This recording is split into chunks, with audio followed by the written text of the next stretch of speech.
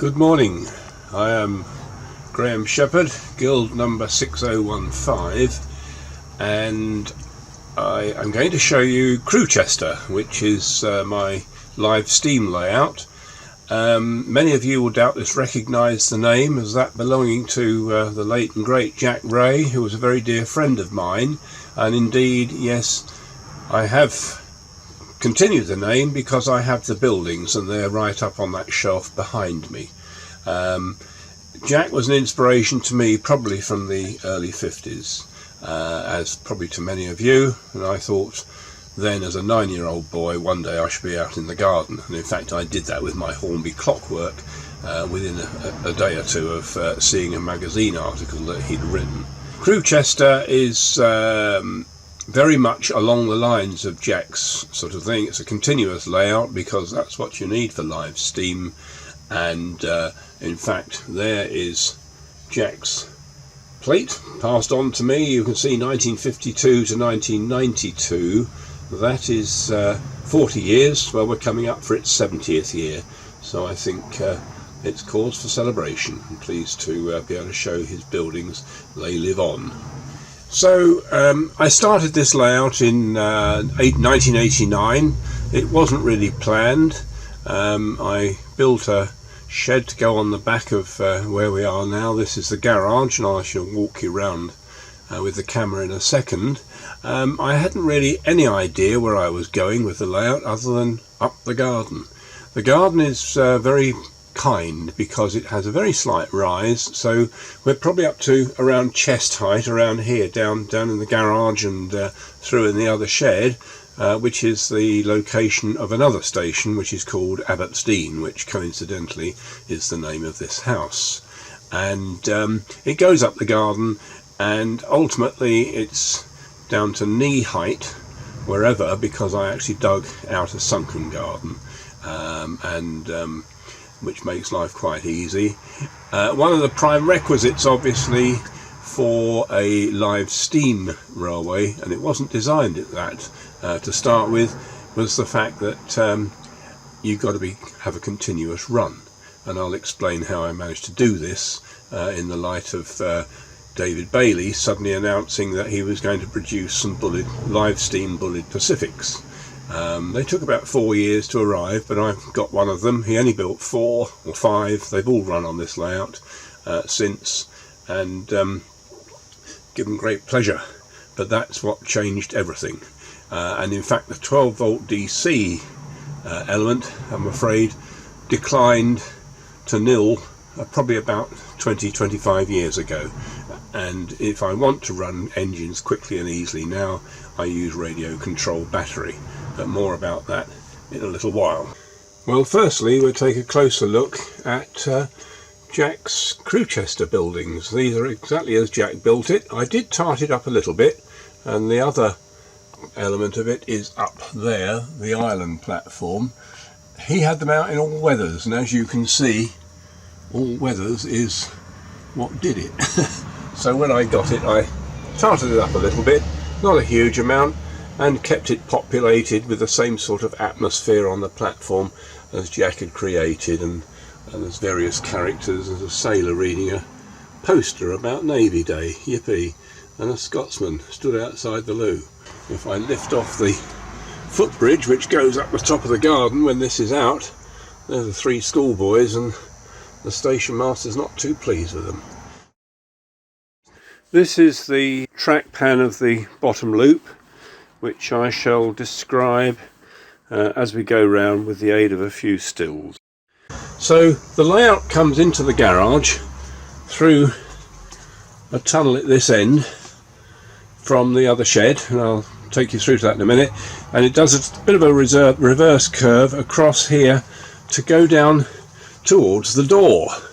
The loop down at the house end of the layout was not an original consideration, but was installed to enable the continuous running. The portable loop is made from MDF and is very lightweight, supported on a subframe which is bolted to the walls of the house. So the layout curves around the natural alcove between the house and garage, and then it goes in through the garage window.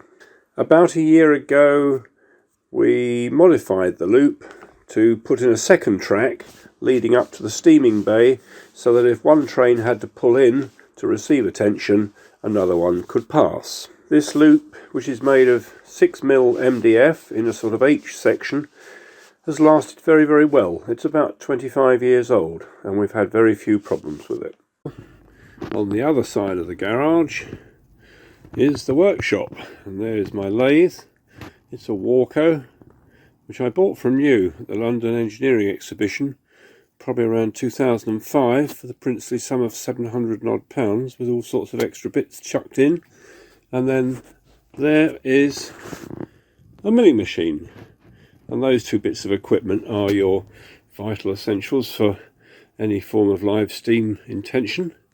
So it wasn't really my intention, and what it was that there was David Bailey's Bullet Pacific, which duly arrived, and when I started to have to become responsible for it and how it ran, I got to know what was under the bonnet, and I thought, yeah, I could possibly have a go at this. That's when I bought the lathe, and there was my first attempt, a Q1. I built it with a rather awful boiler and single cylinder, and it wasn't very effective at all, and the dear Rafe Shirley said, let me take it away and see what I can do with it. And he brought back a beautiful 2-cylinder model, and it runs like an absolute sewing machine now. And similarly, a little deal regarding some Pullmans with John Shaw resulted in my Arthur, which was in early stages of building. I suppose that outline was already done, but all the important bits like the boiler and all the fittings underneath, no, John did those, and so I I gained a second engine, but I had to build 6 Pullmans for him in the process. But I enjoyed that, especially the painting. So talking about live steam projects and home building and things, I would just mention the value of publications like this. This is just one particular detail from Eddie Cook's book. There it is. It's a Guild publication, and just about every component in your loco is covered in there, all the measurements and everything else, and it's for, you know, what was it, £7 or something? Ridiculous. It's a steal. Yeah, there we are, £7.50. I think we may even be doing them a little bit cheaper these days, but it's an absolute steal. So that's the workshop, and I'll leave you to your thoughts. So that's it. This board here, if I turn it round, you can see has sort of come in through the window, and these 2 lines here are running lines. This is the passing place, and this is another requirement for live steam running. You do need passing places, and we have 2 at the top and this one here. So these 2 lines, so if a train comes in and the locomotive needs some attention, another one can come through and pass it. And this line here is the steaming bay. Witness the muck that gets in it. This is coal-fired live steam, which John Shaw has a rather superb Atlantic, which you'll see running in a minute. The third requirement with live steam for a layout is you have plenty of sidings, and we have carriage sidings outside, and in fact good sidings here, and in fact that line behind the carriage there is actually the goods loop, which disappears through Abbotsdean station and comes out there. So again, there's another passing place down at this end.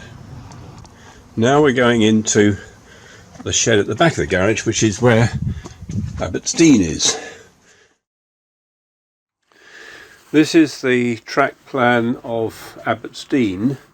The only thing I would say here is, although there is a goods loop coming through wide, there is also a high level line which goes along directly above it, and that leads into the second tier of sidings in the garage. Here is the MPD.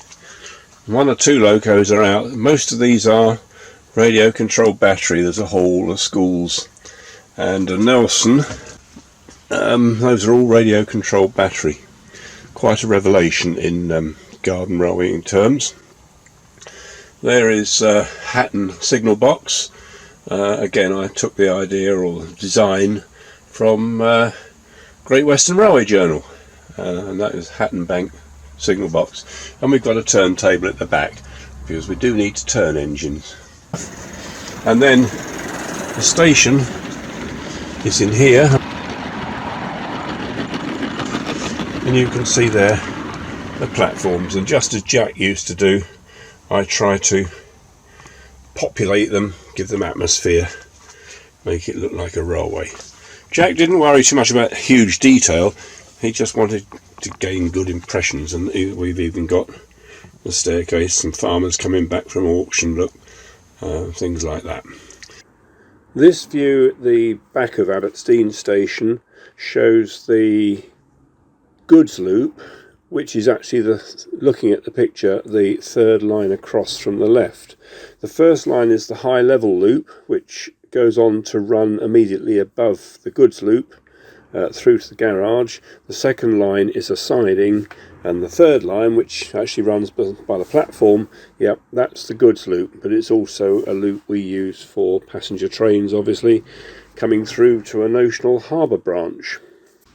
When the Nelson is carrying its Cunarder headboard, then it pulls into that platform with 7 Maunsells and 3 Pullmans up, before making its way across Canute Road and down into the dock. Yes, we can dream on. This is the Abbotsdean Royal Hotel, which sits right above the station. There is the busy forecourt of the booking office, and the actual hotel entrance is up there. I noticed these poor ladies, these are fallen ladies, and a vicar telling them the error of their ways. They've fallen over, naughty girls. But this hotel is not quite what it seems to be. Naughty ladies. There you are. It's amazing how many people want to peer through those windows. Up at the end, the railway goes out of the shed. The trap door is in place at the moment. We are in the cold light of morning. You can see here other locos, which are radio controlled battery, an O2 with its attendant van full of electronics, and an Adams radio also with its attendant van full of electronics. If I pull off the lid off this, you will see exactly what's in there. So when I want to run trains quickly, or we have visitors who say, oh, can I see a train go please, then we can run radio controlled battery, and it's quick and easy. Getting steam up and making sure locos are clean and properly lubricated is something not to do in a minute and hope. So that's Abbotsdean.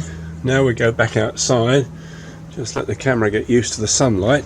It's a beautiful morning this morning, and you're seeing the layout in its cold light of day.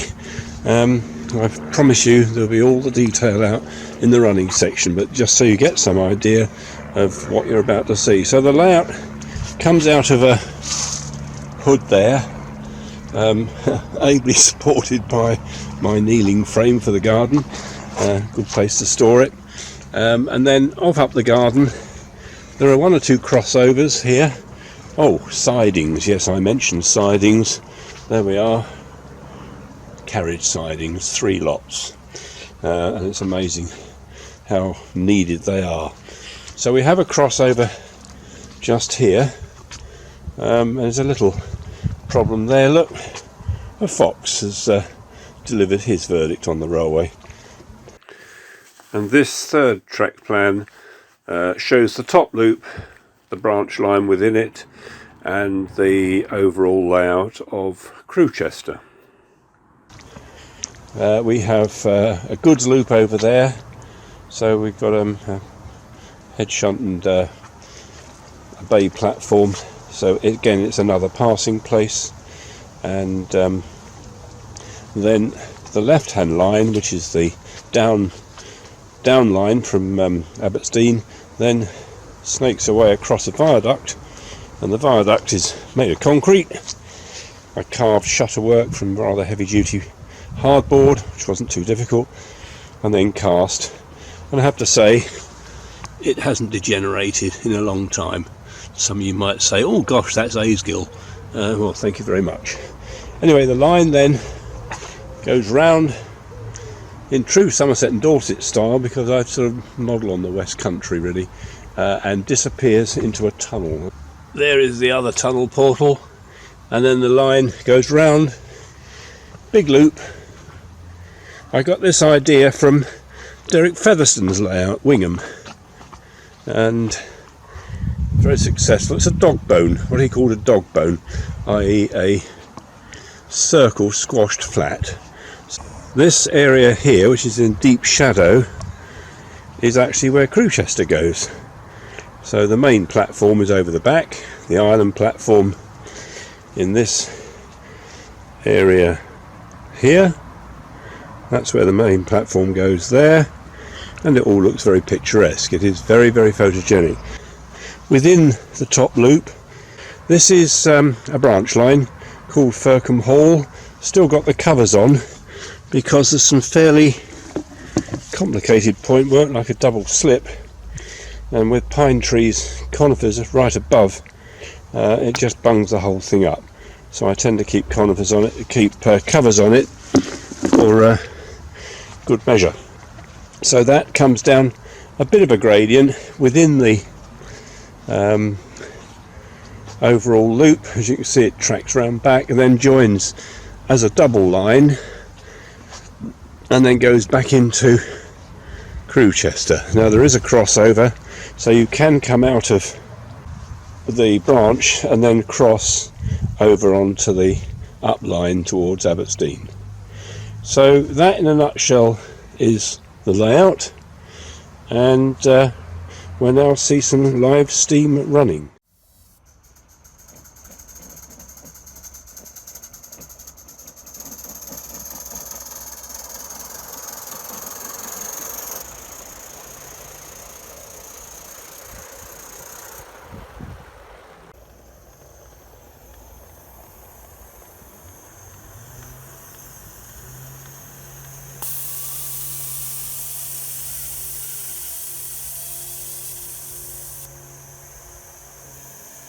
I did shut the regulator.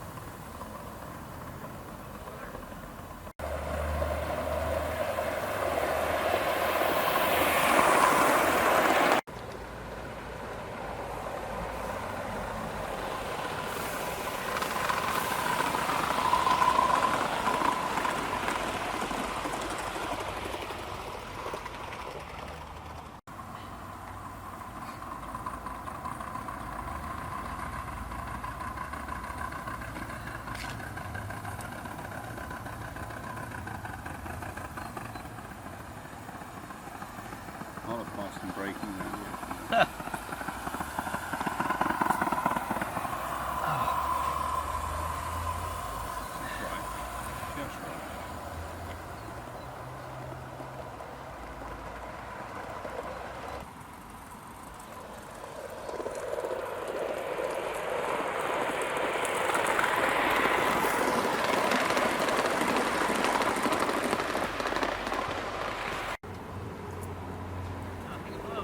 How are we doing, Jack?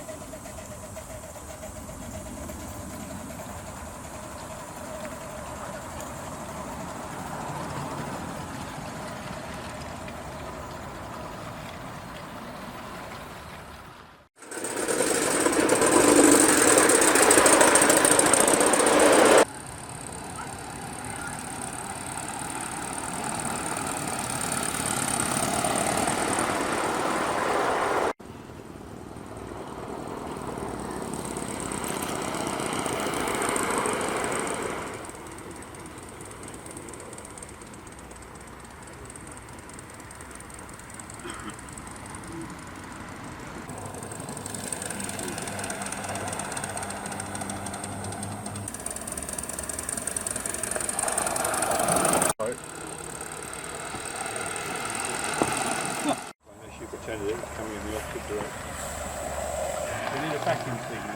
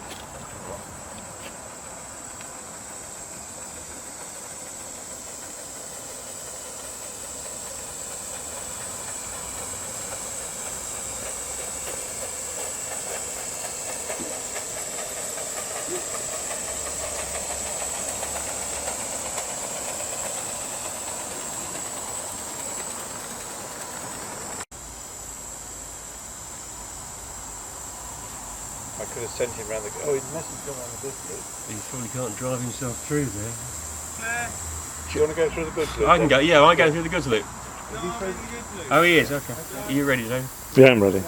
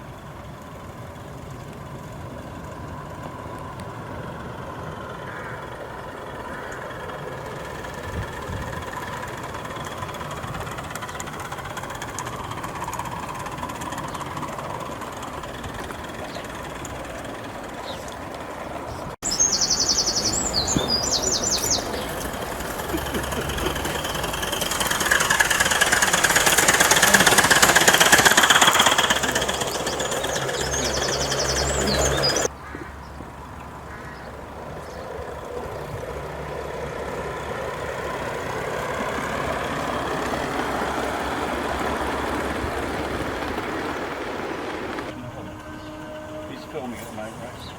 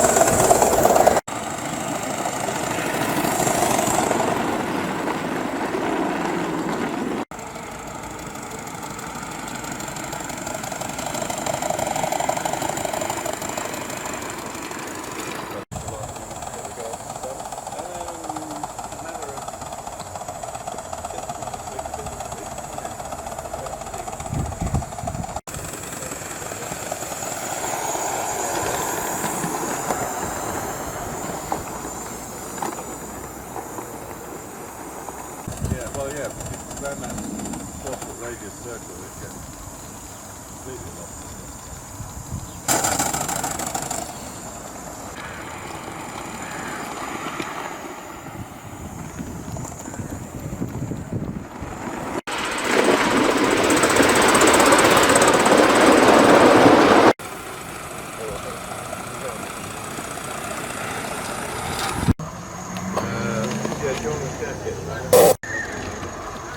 Fire's gone out. Sorry, there's something in the tunnel that it doesn't like. The lateral profile, and it's just a case of get a screwdriver underneath it. But the other day I found it cooling now.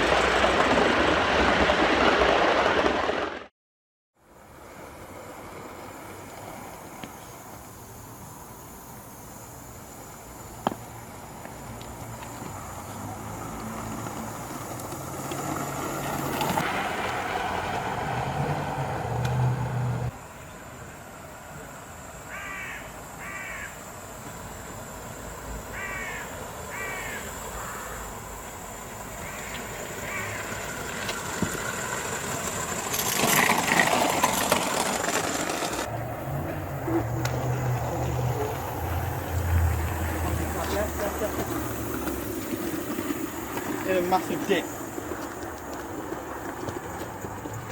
See the branch line for the top station?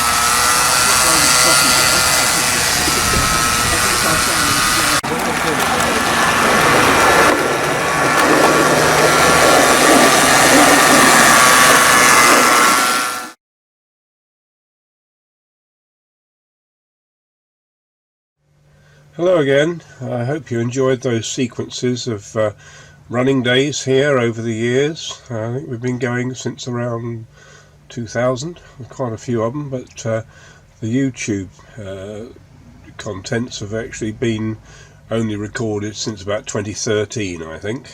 I would stress that there's a vast difference between what you see of us running at Telford or Kettering on the test track, where we are simply there showing off and extolling the virtues of live steam. Here we try and run a bit like a railway, but the signals aren't operational, but we still try and work some method of line possession. So if one or two are shunting freight up at the top end and then need the main line, we let the express go by first, or things go into the goods loop, or all sorts of little methods we use, but just to try and replicate what goes on in the real railway. Now, since making the opening sequence on this programme, I've had 10 days down in Cornwall, and I thought it'd be a good idea to show you the line as I came back to it, and the little sort of pitfalls of railwaying in the garden. Not that they're pitfalls, they're things to be overcome, just like any railway has to. I would just point out that this shirt did get a wash in the interim, so it's not been festering for 10 days. So I'm going to walk you around the garden, and we'll see what I found when I came home last night. Nothing too terrible, but just underlines the need for constant attention to railways in the garden. Great fun. So walking up the line, first I cut all the hedges before we went away, and I'm pleased to say they hadn't gone too mad while we were away, and everything has stayed reasonably clear on this front. Overall, the railway hasn't suffered too much, except when we get round the tunnel cutting just here, and you can see that the line is all but totally overgrown. A longer view of it, that's what P-Way gangs are about, isn't it? I shall have to be my own P-Way gang around here on the loop. Similar problems, though not quite as bad, but I couldn't run anything at the moment.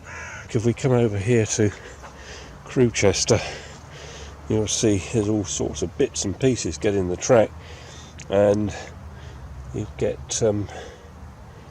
bits of grit in amongst there, point blades don't throw, check rails become blocked, and derailments could mean fire, and certainly possibly end up going over the edge of the board. Well, we're in Abbotsdean station shed at the moment. One or two of those will be going out tomorrow down to Wiltshire, where we've got a steam day at David Merrick. That's my new M7, and a new T9, all awaiting paint shop.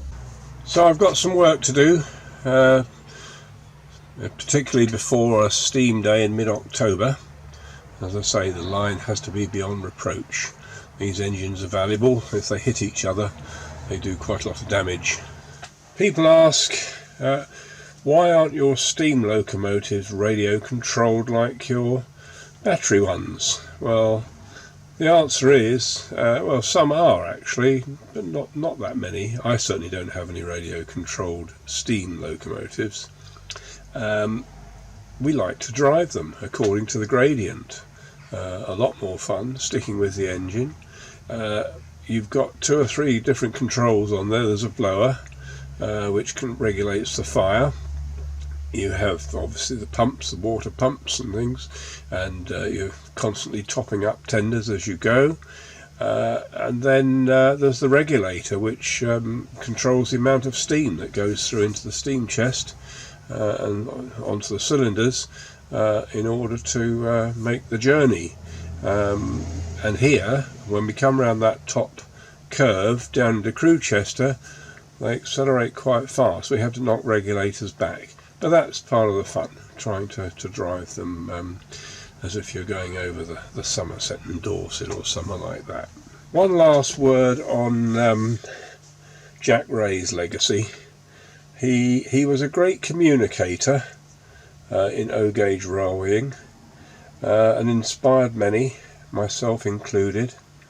I appreciate there'll be those of you who've not heard of him, but he was the first chairman of the guild. And I say through his communication skills, I think the guild is very much, in large part, thanks to him. He was always large as life. But he always expressed his gratitude for the pleasure that the hobby and his own Crewchester layout brought him over the course of 50 years. I'm not too far off 50 years with the railway, and I, derive that same pleasure. I think it's a wonderful hobby, multi-skills, the research, the drawing, the photographing, the going finding, and then the ultimate model building, whichever, whether it's moving or whether it's static. There's still so many different skills to employ. There's always something to look forward to. Yes, it's a brilliant hobby, and I think it's an unbeatable way to enjoy the garden. So I hope that this little program has inspired you or prompted you to move out to the garden if you're not already there, and maybe to have a bash at live steam. Thank you very, very much for watching. I hope it's been interesting for you and I haven't blathered on too long. Anyway, thanks for watching. Bye bye.